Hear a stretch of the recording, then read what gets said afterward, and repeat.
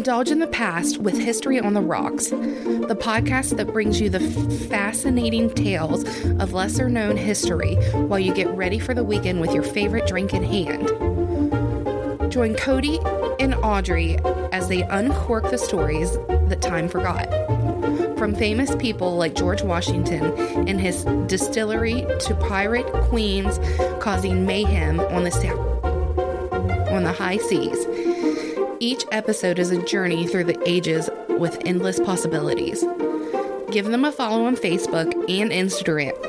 So grab a glass, relax, and join us every Thursday, History on the Rocks, where you'll learn about the past while sipping in the present. Subscribe now wherever you get your podcast. Now, I grew up with my mother and father. My father's name is Wilbert.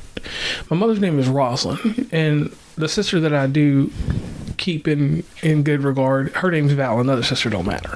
And I'm JR. And I'm Stacey. So to continue with this story, growing up, we had all kinds of cartoons because I'm rich and I'm from the 80s. And when I say rich, I'm talking about rich in the spirit of cartoons and great things that went on. And in the 90s, we had great cartoons too. But rich in family. Yes, rich in family. Because you are like above rich in family. So the crazy thing growing up between Stacey and I, we had a volume of cartoons. Mm-hmm. There was one character in particular that was not ours. It was actually our parents and could have almost been our grandparents to a degree. And his name was Gumby. And Gumby, he is a green character. He was a bendable toy that everybody knew about. He had 3 instances of having TV shows in the 50s, in the 1980s, and in the 90s. And for some strange reason, just like with Rocko's Modern Life, I missed out on the Gumby movie. So Stacey and I were stationed outside, and we watch movies outside, filming them for different projects and different things, or just to watch them outside because we like to watch movies on our projector outside. So Stacey stumbled across Gumby the movie. Stacey did not. JR stumbled across Gumby the movie. Because you brought this to the table. Don't lie to the folks. I'm not lying to you all. I did bring it. So here's the thing. For some reason, I was on this hunch about finding issues with movies. This word an adjective called sassy. Mm-hmm. So sassy was the word that I've been talking about characters for a long time. And for some reason, the characters in the 80s and 90s had sassiness to them. Like they had a certain way about them that kind of upset me. So what happened to me at the very beginning of this movie was Pokey, which is the pony donkey horse that accompanies Gumby throughout life. I guess it's his sidekick or friend. I don't consider him like a best friend because there were things in this movie that we'll talk about that kind of make me wonder about the relationship because Pokey was on some other shit in this movie.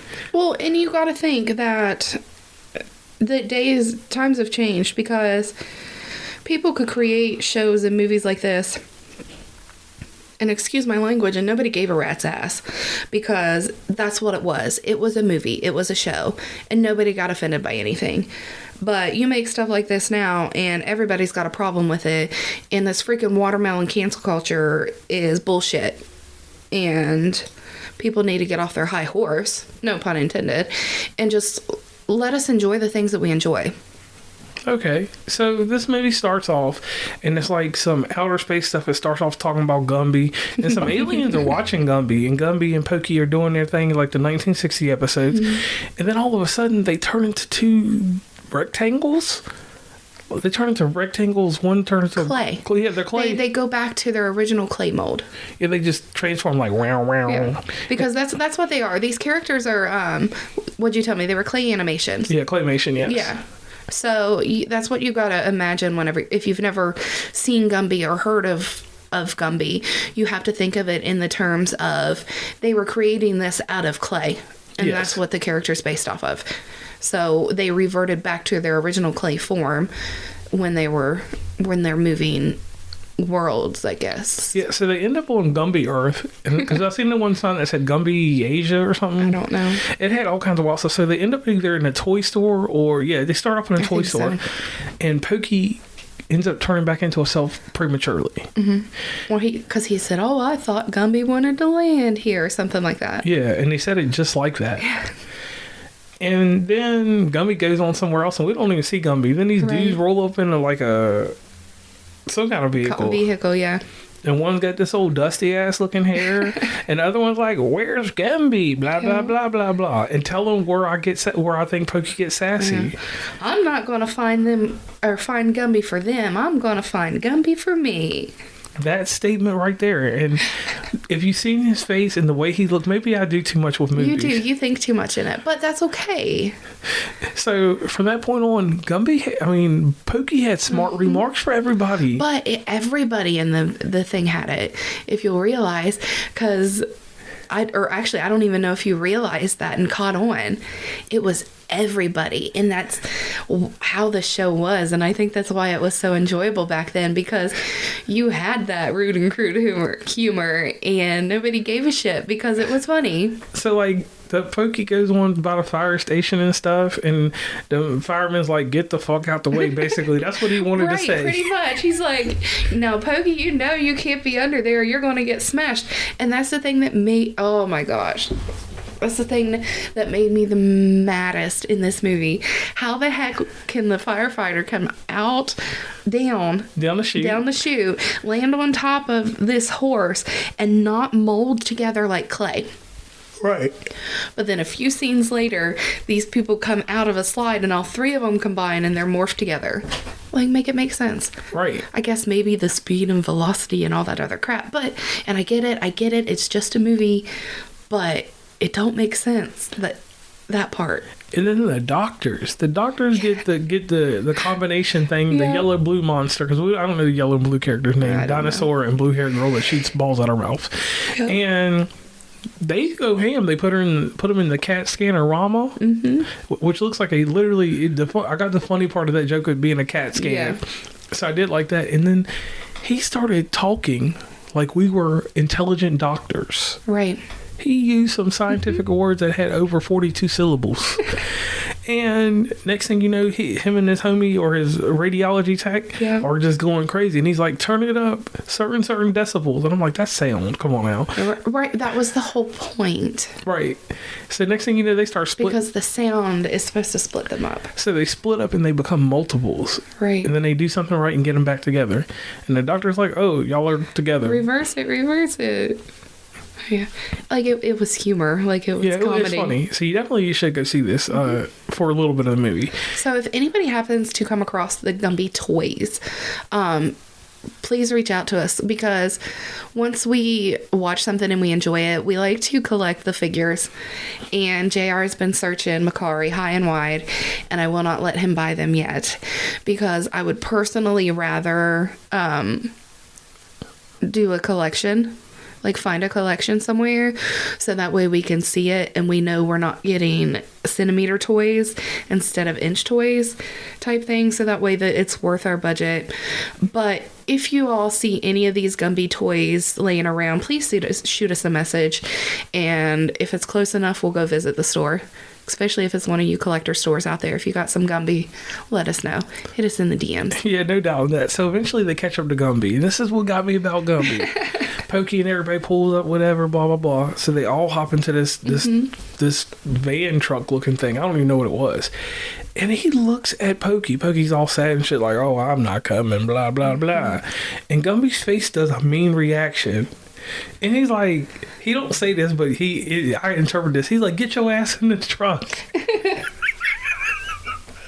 And I mean, you seen Gumby spaz out a few times, and his face did this weird shit that looked angry. Stacey missed it for a second, and I'm gonna have to replay it for her later if she can stomach it. But the thing was, they were getting mad at each other on this thing. So then next thing you know, the movie goes along, and what was it? They get signed to some kind of contract deal or something. Yeah, something about a band, and this dog starts crying pearls, and they're trying to save a farm that's inside of a book, and then these criminals come in and they see the dog is crying pearls, so they want to replicate the dog, but they can't replicate the dog because that dog isn't crying pearls, and then the dog won't cry pearls for anybody except for the band, and like it's a whole ass mess. but it's kind of funny. Yeah, it was old grandma's falling out by the mailbox. Yeah, because they're the bank took the money back because they can't afford to pay their farm taxes, basically. And them tears were sad. Yeah. That shit even made me sad. I was like, damn, this happens in real life. Yeah, and I'm just like, damn. And then it's like, I don't know, it's like a cartoon and animation, clay animation, but then they're in books and they're traveling through books, and I'm just like, this is a lot of information to take in. Yeah. And next thing you know, they're in a robot world with a book named written by Stacey, and I'm just like, dang. And I mean, the movie was all over the place. It was, but I still, I want to go back and watch the other film and maybe some of the little series that come to beginning, so we kind of tie it all together. Right. So the Block Boys were the evil dudes. I don't know their names, but I'm just calling them the Block Boys. They were letters, G and F, wasn't it? Yeah, or something like that. I don't know. And they were on one because they were nonverbal. They didn't talk. Yeah, think about it. They didn't say nothing. They were like, and like you said, it was crazy. But then at the end of the movie, it just went wild. Like, and the crazy thing about this is the humor and stuff. If you know the creator of Courage the Cowardly Dog, this was his first directing effort. So when thinking about that and knowing this now after watching it, I'm like, oh, I get it. Because, his cartoon's funny, but it's kind of got an edge to it. So that's what made me respect this more at the end. Yeah. So overall for this was wild. It was such an out-of-place movie that we watched that I don't have a normal review for this. I want to say this. It's a cringe movie. No doubt it's cringe. Yeah. But if you have time and you just want something to delight your day, this is something I would watch. Right. Well, is it something I would watch ever again? Probably. Would I ever say that it's going to be part of my collection?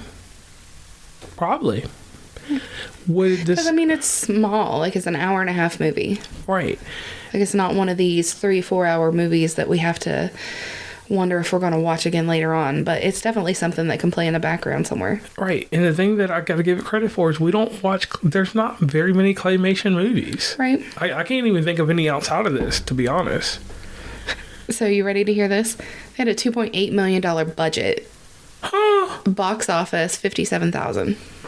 Oh, it only made $57,000? In the box office, yeah. Damn, that movie sank. Yeah. How did that shit cost $2.8 million?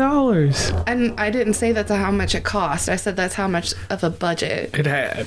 It says, okay, oh gosh. The film was released on October 4th, 1995, and received generally negative reviews from critics. It went on to become a box office flop, earning $57,100 against its $2.8 million budget at the U.S. box office.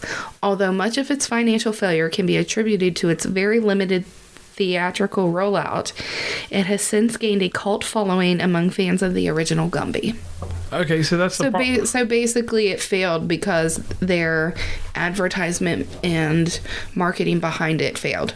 And not necessarily because it was a bad movie. It failed because your marketing and advertisement was awful. And I could see that. It probably didn't have any place in that time because that's like when Rugrats and Doug and everything were getting big.